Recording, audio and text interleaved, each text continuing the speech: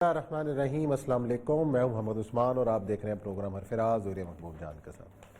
ناظرین، ایسے لگ رہا ہے کہ کردار تو بدل گئے ہیں لیکن سیاست کا انداز وہی پرانا چل رہا ہے۔ الزامات اور پھر جوابی الزامات۔ کل جو جمہوریت کی بالادستی کے دعوے کیا کرتے تھے، جمہوریت کے تسلسل کی بات کیا کرتے تھے، آج وہی باتیں دہرا رہے ہیں جو کل ان کے مخالف دہرا رہے تھے، اور کل کے مخالف آج پھر جمہوریت کے تسلسل کی بات کرتے نظر آ رہے ہیں۔ یہ کیا ہے، کس طریقے سے ہو رہا ہے، اور ملک کی سیاست آنے والے دنوں میں کیا رخ اختیار کرے گی، اسی ایشو پر آج ہم کریں گے بات، اور ساتھ ہی آج ذکر ہوگا 8 اکتوبر کے زلزلے کی، کچھ یادیں کہ کیا ہم نے ایسے واقعات سے کیا سبق سیکھا، اور کیا آج پاکستان ایسے حادثات سے، ایسے سانحات سے بچنے کے لیے ہم نے کیا تیاری کی، اور ساتھ ہی آذربائیجان کے ایشو کے اوپر بات ہوگی۔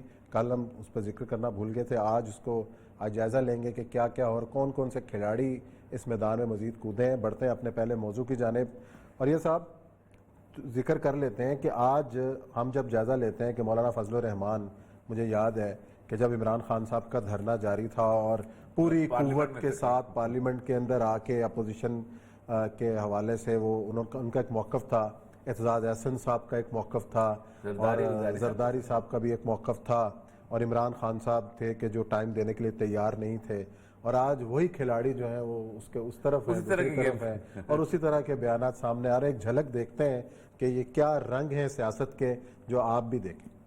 جی اوریہ صاحب، کیا تبصرہ ہے اس ساری صورتحال کے اوپر؟ آج وہی استعفیٰ مانگ رہے ہیں اور کہہ رہے ہیں کہ جی ہم جو ہے وہ استعفیٰ لے کے جائیں گے۔ مسئلہ یہ ہے کہ پاکستان کی جو پوری کی پوری سیاست، پاکستان کی ڈیموکریسی، پاکستان کی بیوروکریسی، یہ دائرے میں گھومتی ہے، اور آپ کہیں بھی دیکھیں اس میں مجھے اچھی طرح یاد ہے کارنیلیس جب رپورٹ لکھ رہا تھا جوڈیشری کے اوپر تو بڑی عجیب و غریب سرکولر آنسر دے رہا تھا، حالانکہ کتنا بڑا آدمی کہ جج اچھے کیوں نہیں آتے، کیونکہ ان کی تنخواہیں کم ہیں۔ تنخواہیں کیوں کم ہیں؟ اس لیے کہ جج اچھے نہیں آتے تو تنخواہیں کیوں دیں۔ پاکستان میں بھی عجیب و غریب مفتی محمود صاحب کا بیٹا آج پھر پاکستان کی پالیٹکس کی مجبوری بن گیا ہے۔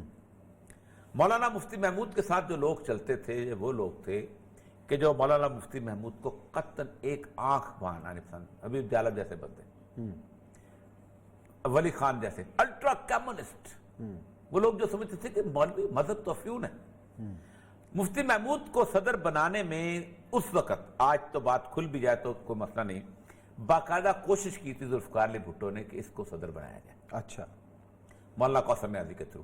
اچھا، جماعت اسلامی نے پرپوزل پیش کی تھی کہ اصغر خان جو ہے اس کو صدر بنایا جائے اور پروفیسر غفور احمد کو سیکرٹری جنرل بنایا جائے۔ بھٹو کو خوف تھا کہ اصغر خان کا ایک امیج ہے، اصغر خان اگر اس طرح کا بندہ آ گیا تو میرے مقابلہ نہیں ہو سکے گا، جو اس کی بہت بڑی خام خیالی ثابت ہوئی بات میں کہ اس ملک کے ساتھ جس وقت ایک نعرہ مذہب کے نام کا لگ جاتا ہے تو پھر اصغر خان بھی کہیں نہیں رہتا اور ذوالفقار علی بھٹو بھی کہیں نہیں رہتا۔ اچھا، پھر ضیاء الحق بھی آ کے پہلی تقریر میں یہی کہتا ہے کہ گزشتہ تحریک میں اس ملک میں جو جذبہ اسلام کا دیکھنے میں ملا ہے ہم اس جذبے کو لے کے آگے بڑھیں گے۔ اچھا، ٹھیک۔ مولانا مفتی محمود صاحب سے پرسوں چرسوں ملے ہیں سلیم صافی صاحب، مولانا فضل الرحمان سے ملے ہیں، تو انہوں نے کہا کہ مولانا ہمارا کنسرن یہ ہے باقی سارے لوگوں کا کہ آپ مذہبی کارڈ استعمال کریں گے، تو یہ تو بڑی غلط بات ہے۔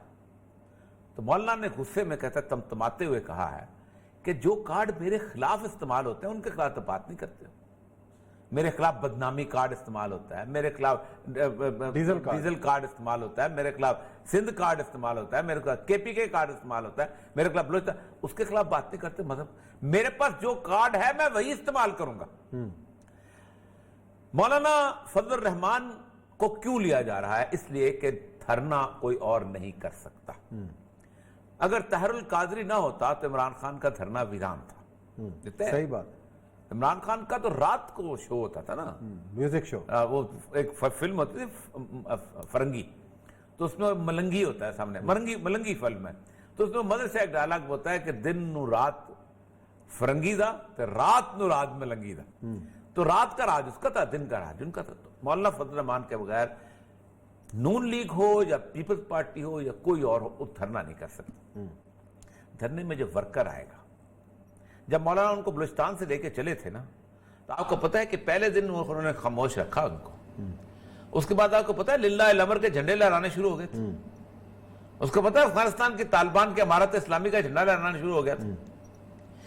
آپ اس کراؤڈ کو جو کراؤڈ گزشتہ 18 سال سے مار کھا رہا ہے فضل الرحمان صاحب اور پاکستان پیپلز پارٹی اور نون لیگ, یہ میں بتاؤں مشرف کے دن سے مولانا فضل الرحمان کا دیوبند کراؤڈ مار کھا رہا ہے. باجوڑ میں کھا رہا ہے, اپنا سوات میں کھا رہا ہے, کے پی کے میں کھا رہا ہے, بلوچستان میں کھا رہا ہے, یہاں کی ایک مسجد کا مولوی کھا رہا ہے. کوئی مولوی ایسا نہیں, کوئی شیڈول بے کے اندر نہ ہو, شیڈول 4 کے اندر نہ ہو, کوئی ایسا نہیں جس نے جیل کی ہوا نہ کھائی ہو, کوئی گھرانہ ایسا نہیں جس نے مسنگ پرسن نہ دیکھا ہو. ان کا اپنا ایک جذبہ ہے. ان کو آپ یہ نہیں کہہ سکتے کہ جناب ہم تو جمہوریت کی اور آئین کی بقا. اس وقت کراؤڈ ہوتا ہے. میں کل آج بات کر رہا تھا کوئی ذمہ داران سے, ان کے جو قریب لوگ ہیں جو کراؤڈ کو ہم نہیں روک سکتے. میں نے کہا اگر وہاں ایک نعرہ لگ گیا کہ گستاخ رسول کی سزا سر تن سے جدا تو کیا کر لو گے, اور بلاول کا چہرہ کیسے ہوگا اس وقت, اور شہری رحمان کا چہرہ کیسے ہوگا اس وقت, خود نون لیگ کا چہرہ کیسے ہوگا اس وقت, تو سیاست تو مولانا سے نہیں بات کر سکیں. مولانا تو اس سے, یا فار ایگزامپل قادیانیوں کے بارے میں کوئی نعرہ لگ گیا وہاں پر کھڑے ہو کے, کیونکہ قادیانی کو جس طرح کی اقلیت مولانا کا کراؤڈ مانتا ہے, ایون انس نورانی کا کراؤڈ جو آئے گا ساتھ وہاں پر, اور دوسرے جو کراؤڈ آئے, تو لیڈرشپ جو ہے 1977 میں بھی چلے گئی تھی ان کے پاس. اور پھر آپ بتائیں کہ 5 دن الیکشنز کا نعرہ لگا ہے. میں پہلا جلوس میں خود وٹنس ہوں, پہلا جلوس تھا نیلا گنبد میں. صحیح ہے. سارے کے سارے پیر پگاڑا, اصغر خان, شاہ احمد نورانی, اس کے بعد مولانا مفتی محمود, سب میاں طفیل گلے میں قرآن پاک ڈال کے نکلے تھے. اچھا. اور ہم ان کو لے کے وہاں تک آئے تھے, مسجد شہداء تک, وہاں آ کے ختم ہو گیا تھا, تقریر نہیں ہوئی تھی. اگلے دن دوبارہ مسجد شہداء سے نکلا تھا, اس میں کوٹ ووٹ لگی تھی, اس میں کوئی لیڈر نہیں تھا, گلے میں قرآن پاک. اصغر خان جو کہ ایتھیسٹ تھا, قرآن پاک ڈال کے نکلا تھا. یہ سارے لوگ, نسیم ولی خان. اچھا چلو, اس تحریک کے نتیجے میں کس کو کیا ملا, کسی کو اور اس تحریک کے نتیجے میں کس کو کیا ملنے والا ہے؟ میرا خیال یہ ہے, میں آپ کو بتاؤں کہ اصل مسئلہ یہ ہے کہ آج جب مثلا خواجہ آصف صاحب تقریر فرما رہے تھے, انہوں نے کہا کہ دیکھیں کہ ہم 85 لوگ ہیں, ہم استعفیٰ دے دیں گے, اور 84 لوگ جیسے اس پہ دیکھیں کیسے آپ سینیٹ الیکشن کراتے ہیں, اور الیکٹرل کالج. آپ کو پتا اس وقت ایک بحث چل رہی تھی, اعتزاز احسن اور یہ لوگ کھڑے ہو کے کہتے تھے کہ عمران خان تم میں ہمت نہیں ہے استعفیٰ دینے کی, نہیں, تم قومی اسمبلی سے استعفیٰ دے دو گے, تم ہمیں گرانا ہے تو تم کے پی کی گورنمنٹ ختم کر, ہم خود گر جائیں گے. ایک ٹانگ ختم ہو گئی نا. کنجی جو ہے اس سارے موومنٹ کی وہ زرداری کے ہاتھ میں ہے. اچھا. سندھ کی گورنمنٹ گرے گی تو الیکٹرل کالج دھرام سے گر جائے گا, لیکن وہ کون گرائے گا, یہ ہے مسئلہ. اس لیے پبلک کو بیوقوف بنانا, بارگین کرنے کے لیے کچھ پتے تو رکھنے پڑیں گے نا. سب سے بڑا پتا جو ہے وہ مولانا فضل الرحمان کے پاس ہے. آپ کو پتا ہے اپنے فیکٹف آنے والا ہے. یہ جلوس جس طرح عمران خان کو کور کرتے تھے نا, اس طرح فضل الرحمان کے کراؤڈ جلوس کو دنیا کور کرے گی. Pakistan on the way of fundamentalism, Pakistan on the verge of mullahism, Pakistan on the way of religious fanaticism, یہ نعرے اب چلیں گے. تو کیا ہوگا؟ تو پھر مولانا چاہتے ہیں کہ میں نعرے نہ لگاؤں, ساڑھنا پہلا معاملہ کر. مولانا بہت تیز آدمی آپ کے جاتا نہیں, تو آپ کو نظر آ رہا ہے کہ معاملہ, اور مولانا کو بہت رنج ہے اپنے دھرنے کا. جو کچھ نون لیگ نے, یعنی آپ اندازہ کریں 2 گھنٹے کی ملاقات ہے مولانا صاحب سے, جب وہ یہاں لاہور میں تھے, رائمنڈ سے ہو کے آ رہے تھے. ہسپتال میں ہر بندہ ملا ہے, مولانا فضل الرحمان کو اجازت نہیں دی گئی نواز شریف نے. کیا چہرہ ہے ان کا.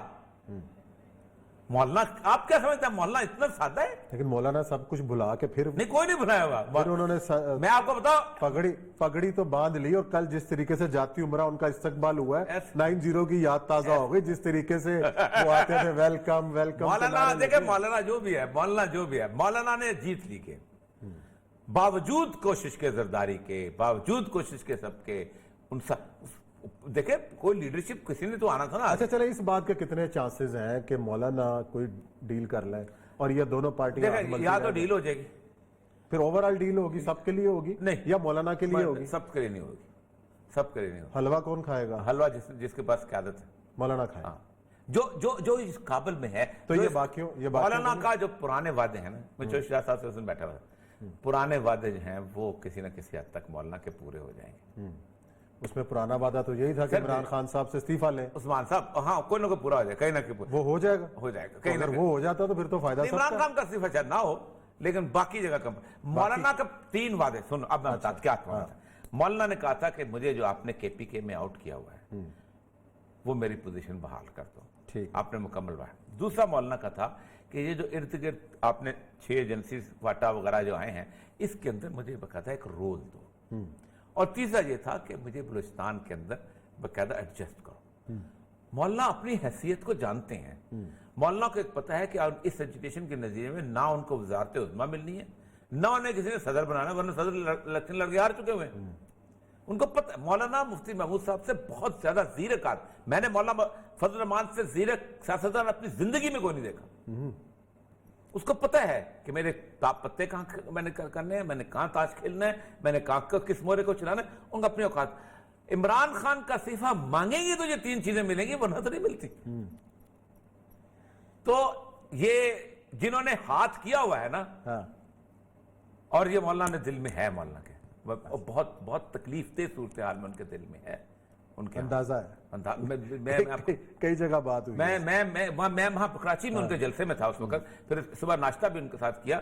मुझे अंदाजा होता है कि ये इस वक्त नहीं, वो तो सीधा सीधा जवाब है ना कि वो छोटे भाई ने आज किया था, बड़ा भाई तो अब खुल के साथ है। नहीं। और वो ड्राइविंग सीट पे है। सुना दूं, तूफान मच जाए। तूफान ना मचाए। इसी तूफान के साथ ब्रेक लेते हैं और ब्रेक के बाद आएंगे और जिक्र करेंगे 8 अक्टूबर के ज़ल्ज़ले की कुछ तल्ख यादें।